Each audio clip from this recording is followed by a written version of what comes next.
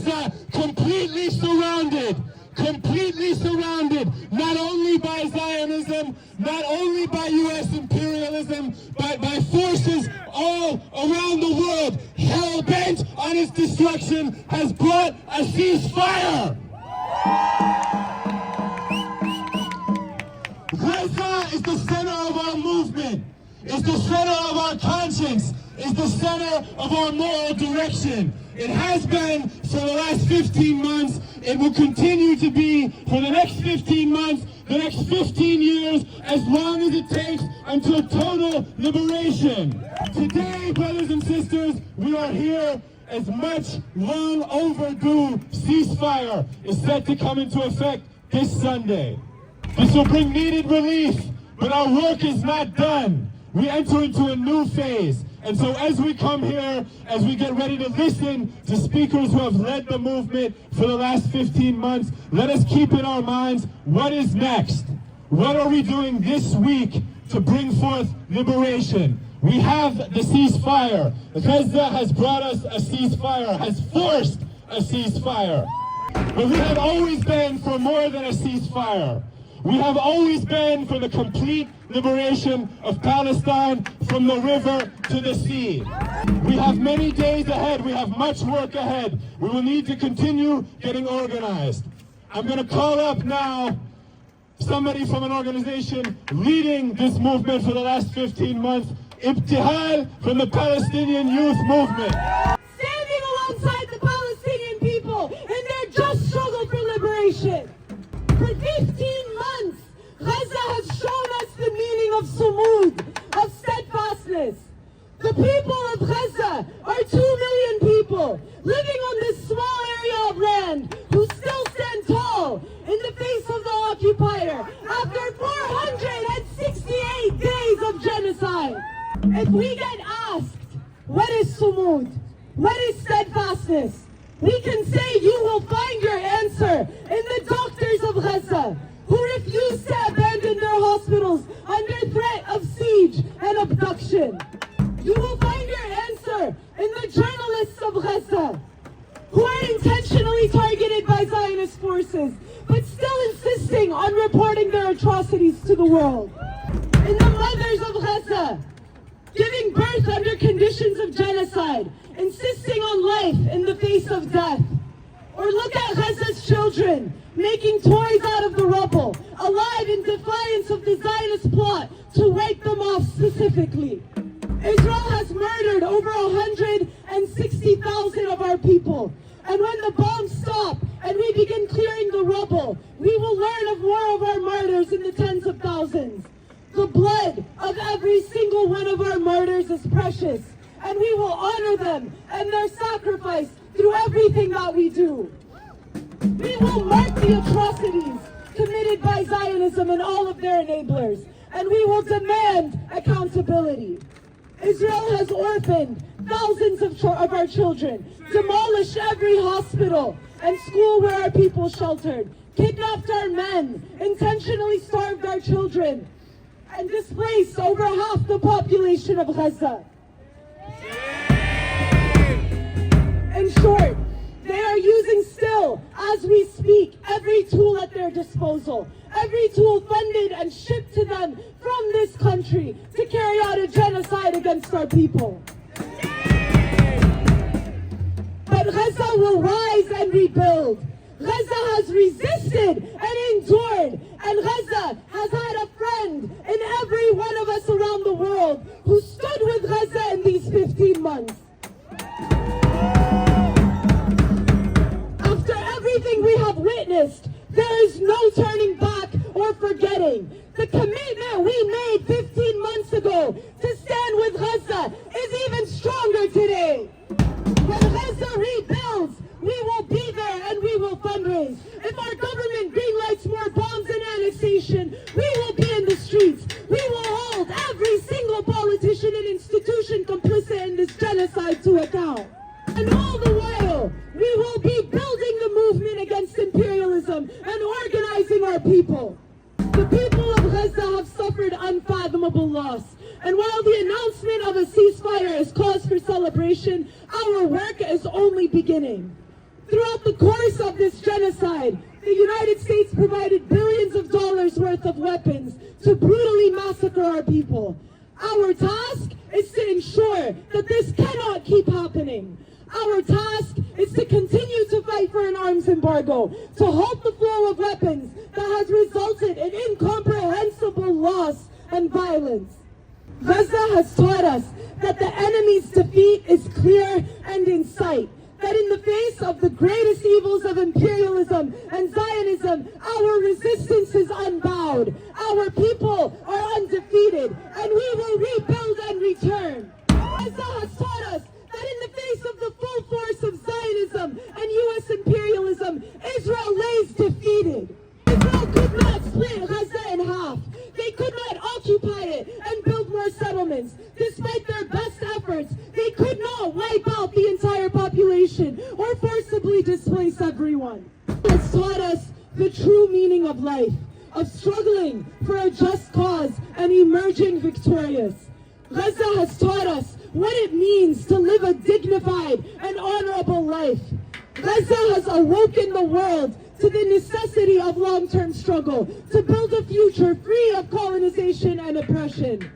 And Gaza has taught us that liberation is not only possible, it is inevitable. Ceasefire today, liberation tomorrow! Ceasefire today, liberation tomorrow! Ceasefire today, liberation tomorrow! Free Palestine! Free Palestine! Free Palestine! Free Palestine! Free Palestine! Free Palestine!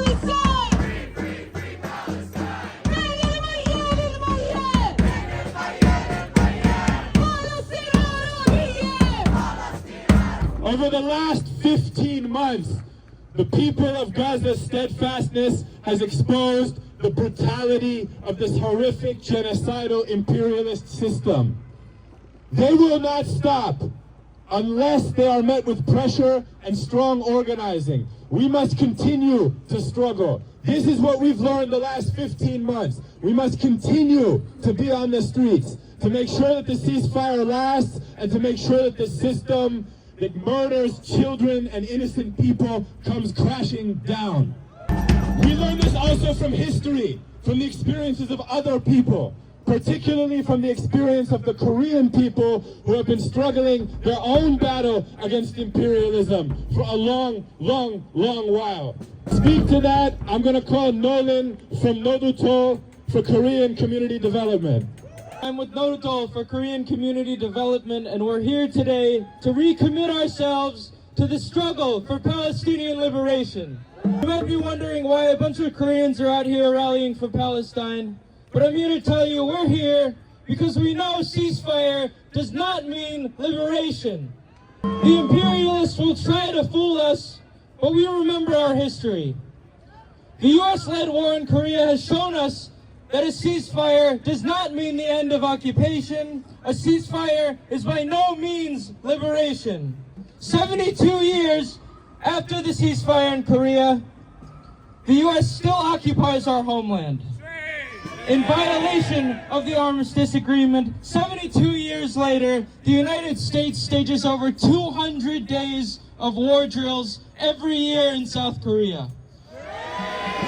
72 years later, the South Korean people are still protesting the crimes of foreign occupation and their puppet government, but the people of Korea and Palestine will not be silenced.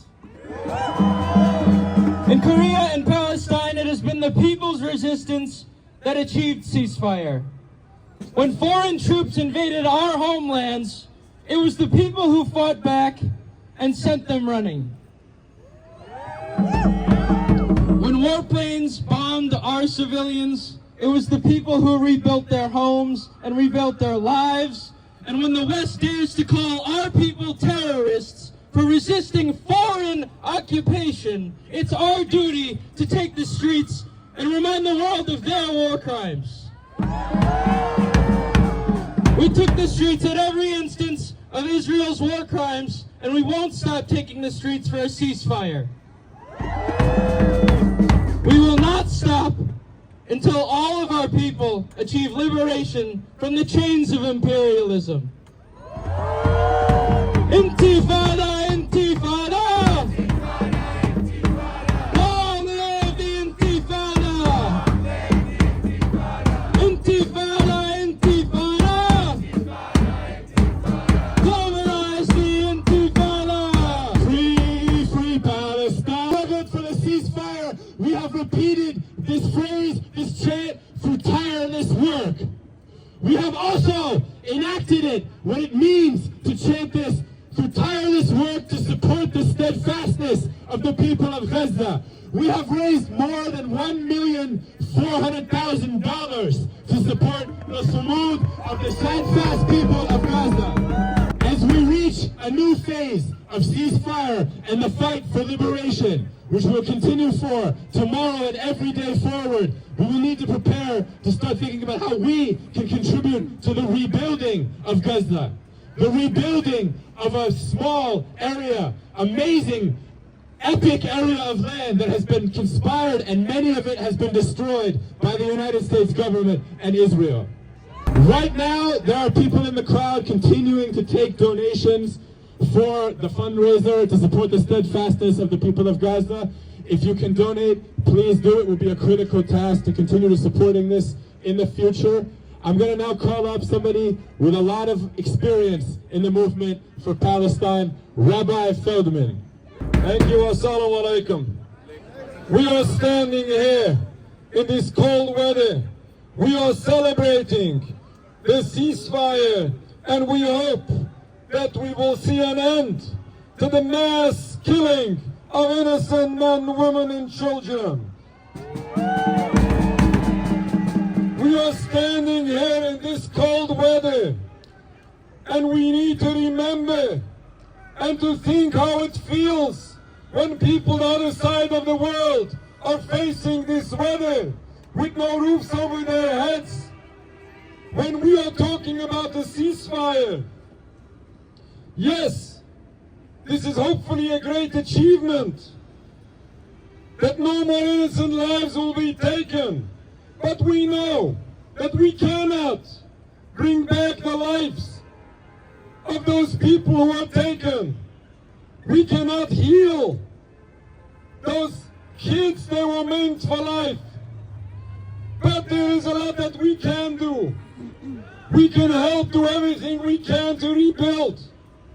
What we are witnessing today is a statement, is a fact, reminds us that evil cannot and will not be forever. What we are witnessing now, a great change. This is a result of our work, a result of the movement worldwide. It is the demonstrations we stage on the streets. It is the kafiyas we wear. It's the flags we raise. It's the voices that are loud enough to pressure the world to stand up and to say no. And this is finally what we are starting to see. And we hope that this continues. We should never be intimidated. We should continue to stand up for what is right, condemn what is wrong. And as a Jewish rabbi representing masses of anti-Zionist Jews worldwide, I state, and I urge everyone to remember, that standing up for Palestine is not anti-Semitic in any way. Standing up for Palestine is standing up for righteousness. It is our duty. It is my duty as a Jewish person. It is our duty collective as human beings to do everything we can to stop the injustice in front of our eyes. The state of Israel does not represent world Jewry, neither does it speak in the name of the Jewish religion.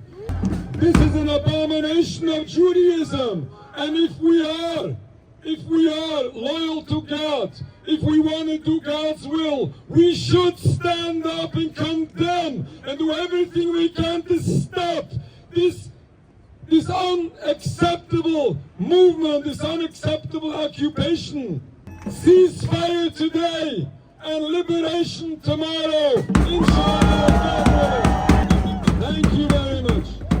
Money for jobs and education. Not for war or payment. Meanwhile, he has given Netanyahu a blank checkbook for his genocide. It's not just Biden. It's not just Trump. We indict the entire system. Our comrade Carol from the Party Procession of the Liberation Day.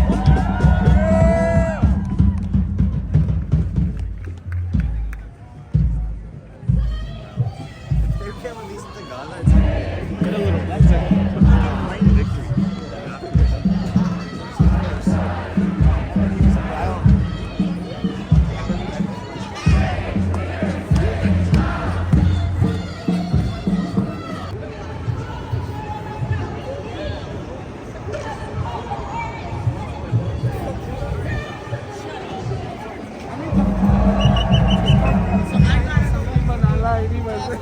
מוקדם 30 דקות, לא יכולתי לזוז.